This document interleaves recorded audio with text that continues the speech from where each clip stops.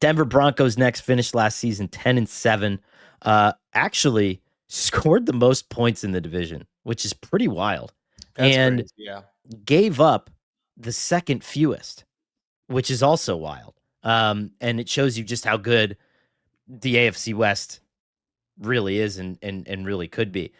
Um, we have come, I think, to an understanding as a football community, right? That the second year can be a little perilous for rookie Yeah. quarterbacks. I think we all like to just plug the guy in and shoot him straight to the moon and say, okay, Bo Nix was great his first year. Now you're Peyton Manning and you're great for 15 years. Or Right. Jaden Daniels is great. Now you're, Well, and it's what? almost like it hurts them to be that great as rookies because that raises the bar. Like CJ Stroud, we went over this the other day. Again, I know I've said this a few times. They were down by 1 point going into the fourth quarter at Arrowhead in the divisional round. Right. And that year was seen as like a step back for CJ Stroud. Like, what's wrong with CJ?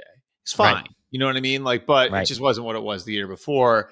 And I think both Nix and Jaden Daniels, and we'll get to Jaden Daniels next week, but like, I think both those guys are sort of facing that this year.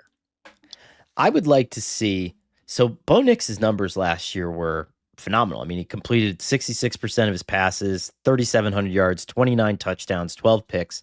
I think realistic, optimistic is you get that pick total under 10. You don't throw any costly pick sixes. You can play within the offense and, keep that touchdown total right where it is. And I think you've got a monstrous potential, especially when you factor in the fact that, so here's my optimistic part of this, that this ends up being the best defense in football. I think that's definitely possible because they were great right. last year. Yeah. And they're adding like a couple pieces in the middle in Dre Greenlaw and Talanoa Hufanga that I think have a chance to maybe help you level up. And then you're adding Jedi Barron, and now you might have the best group of corners in the NFL in Surtain, Moss, and Barron. I don't know where the hole is on the defense now. Like the defense looks loaded. I mean, it looks like it might be the best defense in football. And so now you don't need Bo Nix to be all pro, Right. I think the bar is for them, I think it's simple improvement. It's like their schedule is manageable. They have a lot back. The defense should be better. I like, is a playoff win, is that fair, or do you think that's too much? Because now you're talking about being one of the final four teams in the AFC, and the AFC has got Buffalo, Baltimore, Kansas City, Cincinnati. Like, I don't know. I mean, is that fair? So here's what I would say. Is like the simple thing would be to say win a playoff game because they should be better than last year. But like, again, that's easier said than done in the AFC, I think, So here's what I think, right? You make a legit play for second place. Yeah. I think this is a team that's good enough to finish in second. Like, they are better top to bottom than the Chargers. Do you think that's controversial to say that at this point? No. Right? So I think you finish in second place.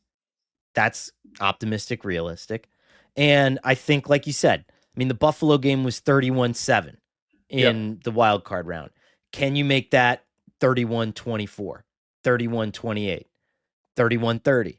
Can you do something like that? Right. And the back end of this is, the last thing I'll say about this is, did Sean Payton correctly hit on his weapon of choice in RJ Harvey? Because this is what he'd been saying he needed since the middle of the season. He was going out and saying, yeah, we need to add a joker. We need to add a joker. We need to add a joker. Yeah. Everybody thought it could be Genty. Everyone thought it could be one of the Ohio State guys, the North Carolina back. He ended up waiting until the second round, which might be smart if this running back class is as good as everybody's saying it is. But can you do that? Like, I'm almost as dialed in on Nix as I am Harvey, because that's such an important part of his offense. Yeah, and I mean Evan Ingram too. Like, are they going to get more out of Evan Ingram than Jacksonville is able to? Because he's an interesting player. Like, and I think he even didn't he tweet some meme of the actual Joker from Batman? Like Mm, like as if I had been told I am going to be the Joker. You know what I mean? Like, so I do think it was just for Sean a matter of getting more movable parts. You know what I mean? right. And Evan Ingram and RG Harvey, both at least on paper, would be movable parts for you. Where and I think the idea for Sean's always been like, when you break the huddle, you don't know where the five skill guys are going, and Right. so having guys that you can move around like that are important. And I think both Ingram and Harvey could fit into that category. All right. I mean, listen, this is a team on the rise, right? And again, I know this is a bugaboo of yours, and so I'm going to say it quietly so that maybe you don't hear me. But and again, it's like it's not a knock because they won the division last year, but like I just felt like the Texans won the division, but they were a little stagnant, or they felt stagnant, or Yeah. and it's not just CJ. I think it's like we identified glaring holes on the roster. The If the offensive Bronx line, all that, yeah. offensive line especially, right? If you're the Broncos and you make it through this season without giving off Texans vibes, like globally, I think that's a major success.